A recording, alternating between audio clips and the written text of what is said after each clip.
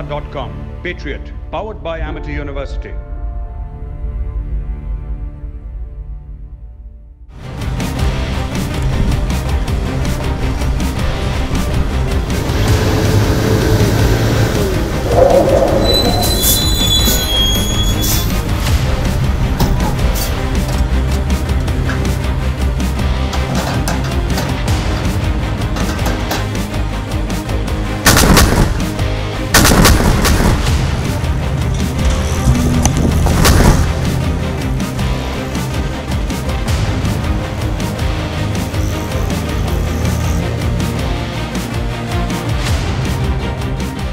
Viewers, I'm at the School of Artillery in Devlali, and it's my great privilege to present to you Lieutenant General Ranbir Singh Salaria, Vishish Seva Medal, Commandant School of Artillery, and Colonel Commandant, Regiment of Artillery. Sir, welcome to Patriot. Thank you so much, Gaurav. I would like to ask you, sir, my first question to you will be, what is the history of artillery in India? When did it start? Devlali is something very special, not only for the gunners, but I feel anybody who comes to Devlali gets attracted to a very peculiar spirit which exists over here. Sir. There's a very unique spirit of Devlali which binds all of us together. Sir. All of us have got commissioned over here. We spent so many years coming and going in Devlali, coming for training or getting posted over here as instructors, going back and again coming back in a different rank. And throughout our career, we found that there's a very unique spirit of Devlali which binds all the gunners together. Sure. Devlali is a very old cantonment. Yes, sir. It was established way back in 1867, almost 150 years back. Sure. And it's got a unique history, which is a different story altogether. Yes, sir. History of the Indian artillery. As we know, the general perception is that artillery came to India with Babur in the first battle of Panipat in the year 1526. Yes, sir. When he defeated Ibrahim Lodi. Yes, sir. But the first recorded use of artillery in India goes back to the year 1368 in the Battle of Adoni, which took place in the Deccan only. Yes, in the sir. Deccan, between the Bahmani kings. There was Muhammad Shah Bahmani, Sir. who fought against the Raja of Vijayanagar. Sir. And it is Muhammad Shah Bahmani who first used artillery cannons in India Sir. against the Raja of Vijayanagar. Sir. He was victorious, and his guns were basically manned by the Rumi and the Persian gunners. All right, sir. And the historians that time gave the word top. They described these cannons, which they saw for the first time, as top. And top is a Portuguese word, Sir. T-O-P-E, which means actually guns. Gun, sir. So that is the first recorded use of artillery in India.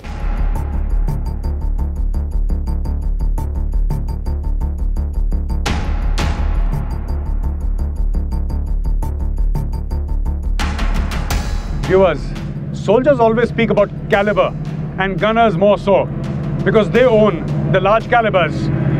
Now, I have a very special gunner with me here, an officer who has seen calibers ranging from the smallest to the largest.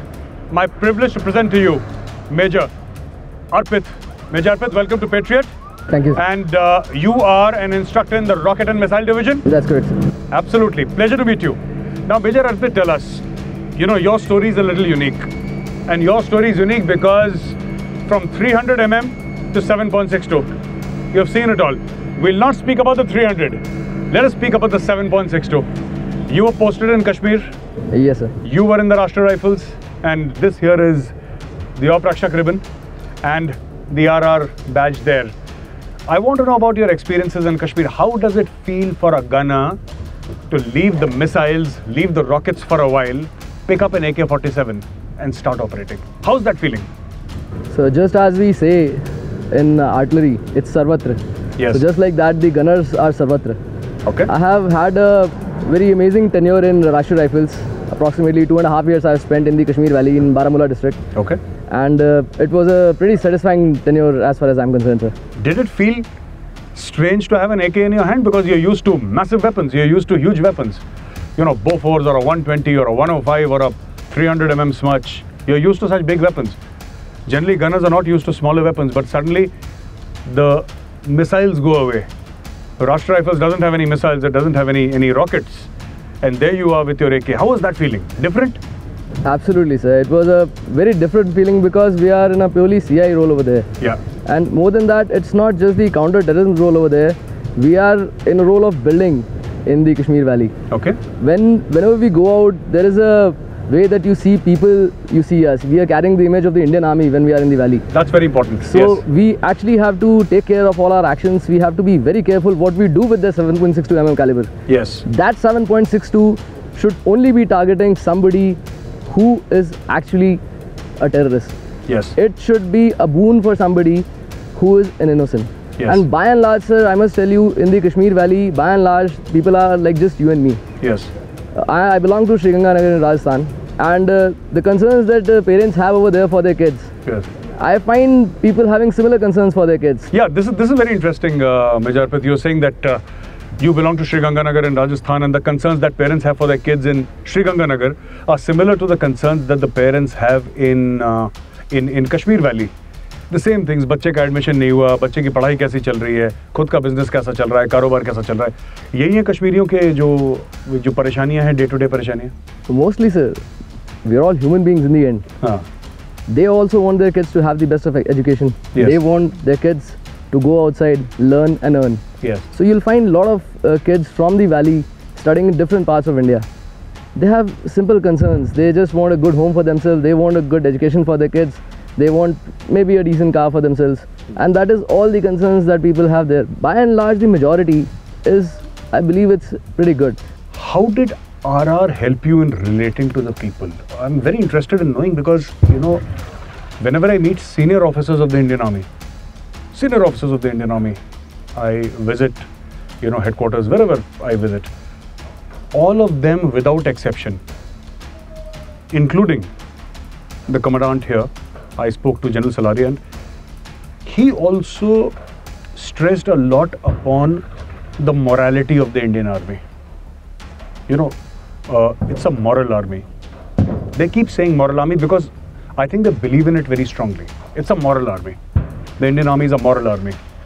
ठीक है, there might be incidences here and there, but by and large we try to connect with the local population. What has your experience been like connecting with the local population? You were a company commander there in RR? I was a company commander there in RR, sir. कैसा रहा experience? And again, I had an amazing experience and an amazing connection with the locals. Yes. I still have phone numbers of many of them. I'm still connected on various social media platforms and most of them. Yes. And they still call me. If they come here nearby, they come and meet me.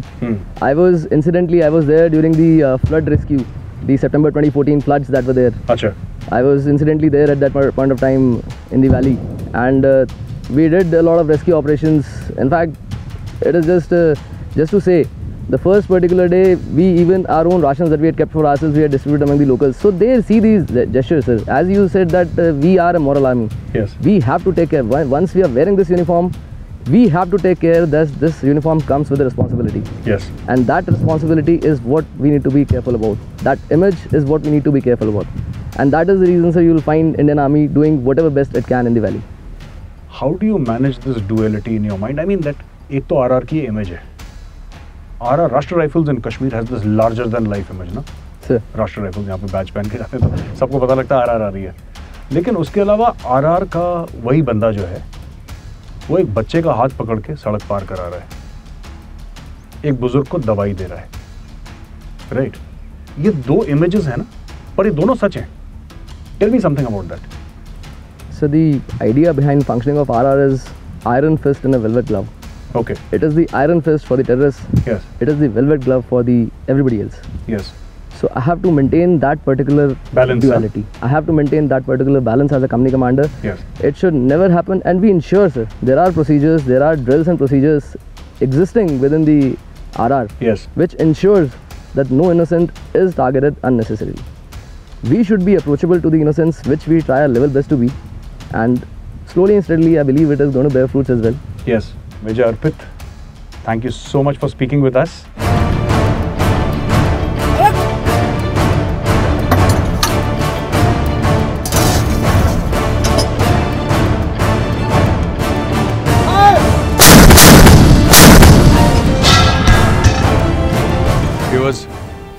there are times when these guns cannot be mechanically moved. They have a tractor to move them, but they can't be moved because maybe the tractor can't reach that place. Hence, these guns, more than 3,500 kilograms in weight, have to be physically manhandled and moved from place A to place B. This is what the demonstration will show. Now, this is your typical Indian Army 105mm field gun with a range of 17.2 kilometers. This is the mainstay of the Indian Army, a very, very effective gun. And now they're going to show you how they will move this gun, and they will also show you how to fire this gun. Watch very carefully. This is the mainstay of the Indian artillery.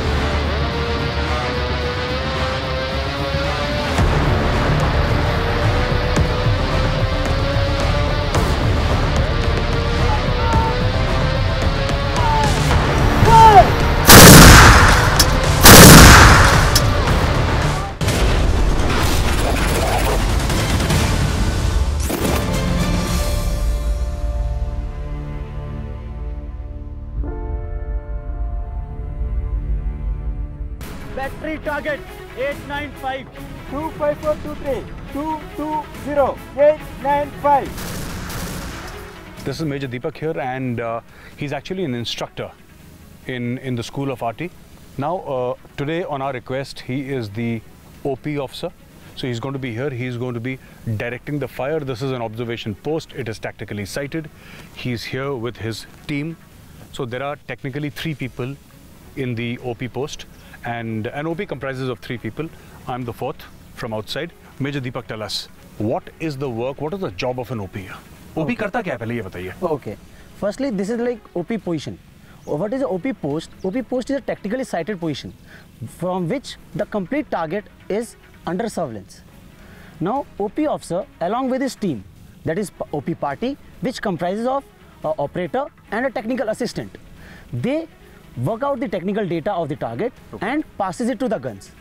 Now guns, based on this data, they compute the data and they fire on the data computed. With this technical data firing coming, we will have the fire, the orders which I have already given. All right. So you're saying that आप ये अपना जो equipment है, technical equipment, उससे आप calculate करते हैं कि फायर कैसे होगा, टारगेट कहाँ पे है, वो आप रेडियो ऑपरेटर को बताते हैं, रेडियो ऑपरेटर फर्दर पास करते हैं और इसको कंप्यूट करके वो लोग फिर अपनी गन्स फायर करते हैं. अच्छा, एक बार टेल मी मेजर दीपक, एक बार गन्स ना, लाइक आपका ये टारगेट है और इसके ज़रा ऊपर और दाएं फायर हुआ, यहाँ पे फायर हुआ, उसको आपको करेक्ट भी करना पड़ेगा उसको, तो ये आप करेक्ट कैसे करते हैं? Based on our equipments which we have, not only our visual observations, we have various kind of equipment with us. Like this is a binocular. Apart from this, this is a thermal imaging integrated observation equipment. Now, apart from this, we have compass, we have maps and other equipments, like we have new generation equipment in front of you. This is enhanced tactical computer. Okay. With the help of these equipments, we will be able to find out what is the deviation or the deviation of the round from the actual target where was it desired to fire.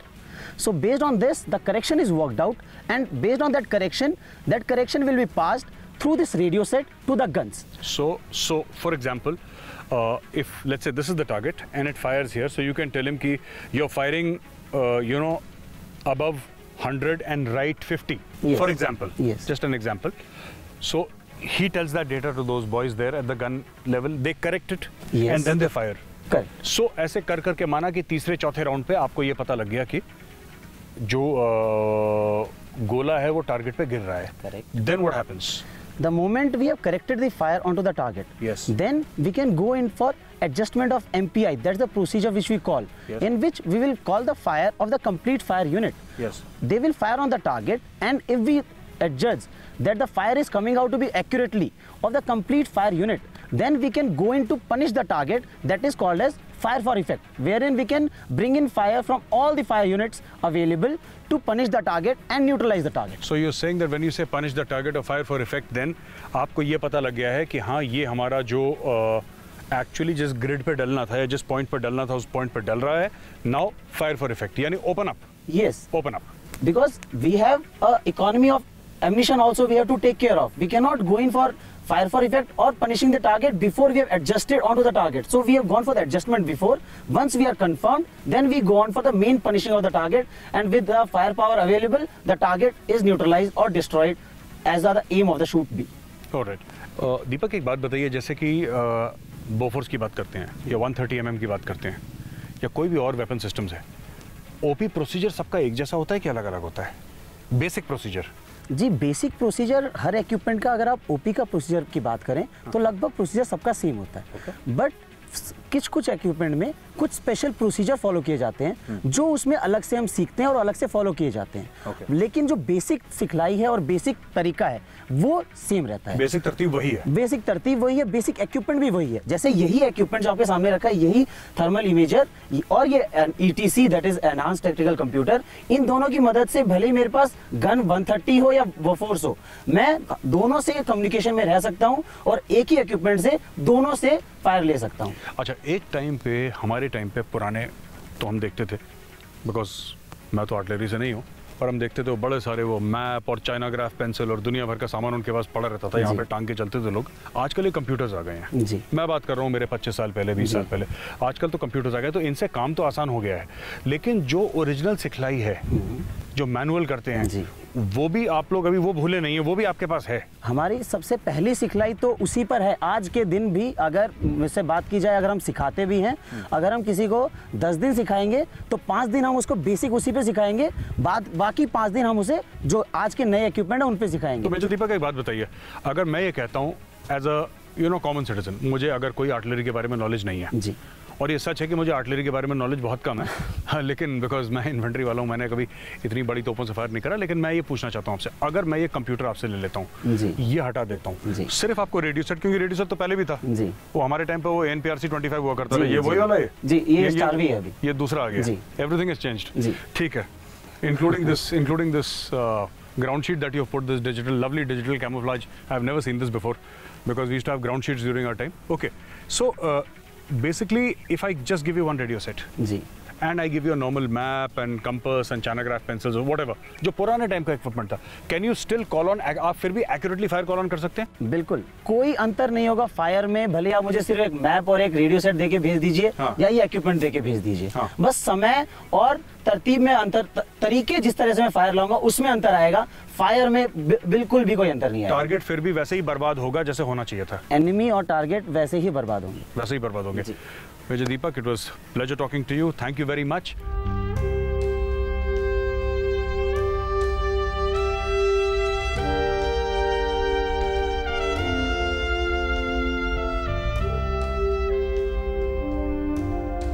(5th of March, 1994), Officers Training Academy, Madras. It used to be Madras those days. It has been 24 years and 3 months since we have met. Viewers, today I'd like to introduce you to somebody who 24 years and 3 months back used to be JUO, Vivek Sharma, Mactilla Company OTA, my course mate and very close friend. Vivek, welcome to Patriot. Thank you, Gaurav, thank you. Nice to meet you after 24 years. Nice to meet you after 24 years and 3 months. Yeah, exactly. All together, and it's been a pleasure. Yeah. So we're going to speak to Colonel Vivek, and it's been a long journey. And the idea of this entire package was this, that we have had separate journeys.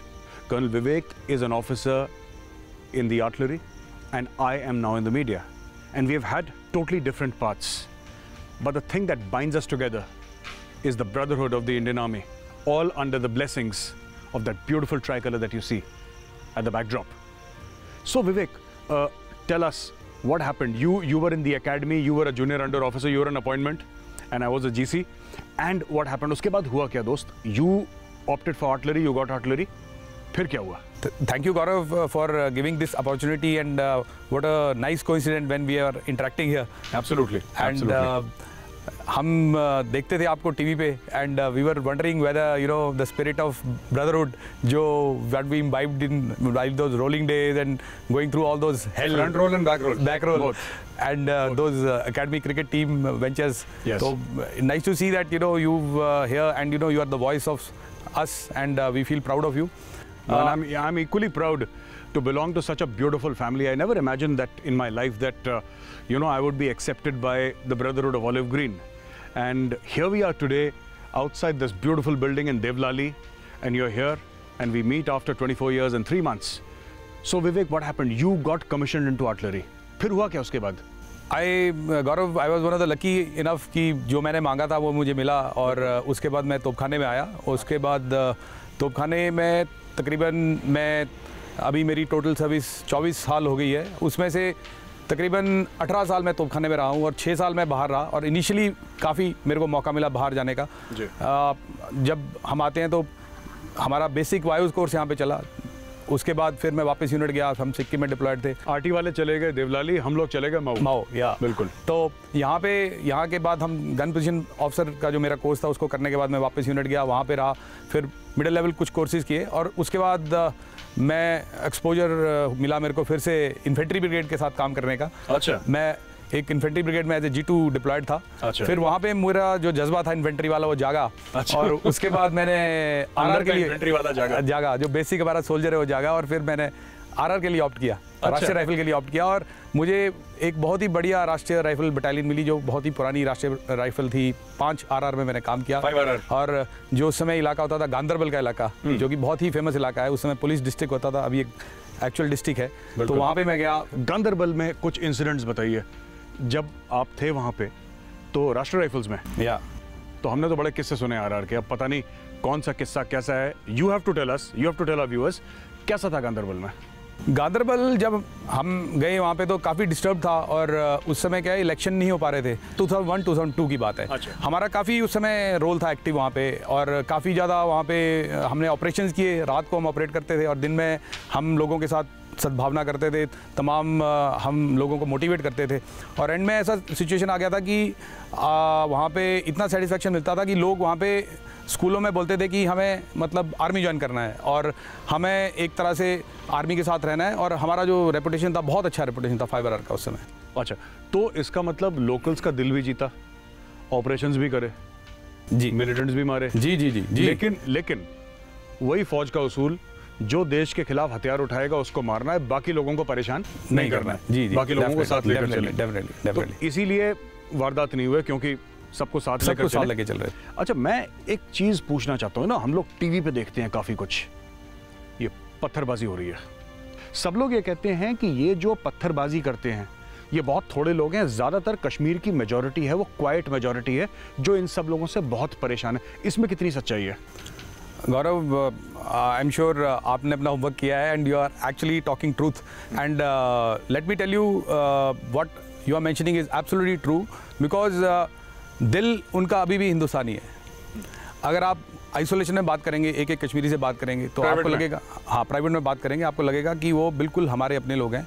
और मैं private की भी बात नहीं करूँगा, मैंने वहाँ पे वीडियम्स किए हैं, वहाँ पे काफ़ी जैसे वीडियम्स हम जाते थे, लोगों को गांव में एकत्रित करते थे, उनसे बात करते थे और अपना समझ के बात करते थे, तो हमारे को वैसा रिस्पांस आता था। हमें छोटा सा इंसिडेंट बताता हूँ आपको मैं, वहाँ पे स्कूल्स हैं तो तमाम, जैसे मैंने आपको बताया कि 20-25 गांव हमारे नीचे थे, तो जनरली कंपनी कमांडर वहाँ पे एक तरह से मतलब जब वो जाते हैं तो कंपनी कमांडर का काफ़ी मान होता है, लोग वहाँ पे उनकी काफ़ी इज्जत करते हैं। अगर आप उनके साथ अच्छे हो तो आपको बहुत रिस्पेक्ट देंगे वो लोग। तो हमारे को भी स्कूलों में बुलाया जाता था एज अ चीफ गेस्ट, तो 2-3 बार मैं गया हूँ वहाँ पर भी, जब भी हम कभी मौका मिलता था। तो वहाँ पर एक स्कूल में एक बड़ा इंटरेस्टिंग वाक़या है, एक लड़के को बोला, 6वीं क्लास का लड़का था, मुझे नाम याद नहीं आ रहा उसका, गडूरा गांव था वो। अच्छा। तो वहाँ पे उसको बोला गया कि अपने पे उसका टॉपिक था कि मैं बड़ा होकर क्या बनना चाहूँगा। तो वो उस समय उसने एक ऐसी बात कह दी और मेरी आंखों में पानी आ गया। उसने बोला मैं बड़ा होकर कंपनी कमांडर साहब बनना चाहूँगा। अरे very good, so you are a role model there. तो इतना अच्छा लगता था कि लोग हमारे को अपना समझते हैं और हमारा इतना सौहार्द है उनमें और हमारा इतना उनसे तालमेल है कि वो they identify themselves with you. तो दैट वाज द थिंग। तो व्हाट यू आर टेलिंग, ये पत्थरबाजी वगैरह तो हमने कभी सोचा नहीं था, हमारे साथ कभी सोच भी नहीं सकते कि अभी वहाँ पे ऐसा कभी हुआ है। उनका वहाँ पे फौज जिंदाबाद के नारे लगे हैं। आपके सामने जी। And Vivek, such a pleasure speaking to you. Thank you दोस्त इतने साल के बाद मिले, बहुत अच्छा लगा।